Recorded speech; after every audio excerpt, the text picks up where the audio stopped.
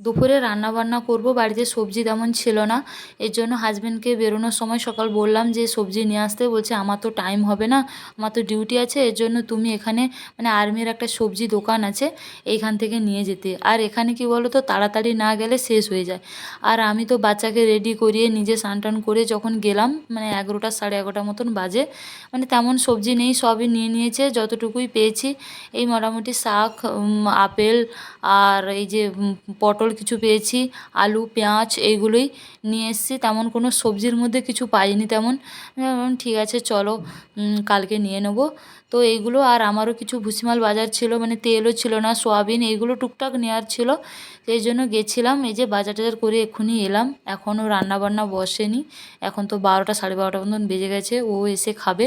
এর জন্য কী আর করবো, তাড়াতাড়ি রান্না করতে যাব। আর এদিকে বাচ্চা কান্না করছিল, ওকে একটু আপেল কেটে দিয়ে বসিয়ে আমি রান্না করতে গেলাম।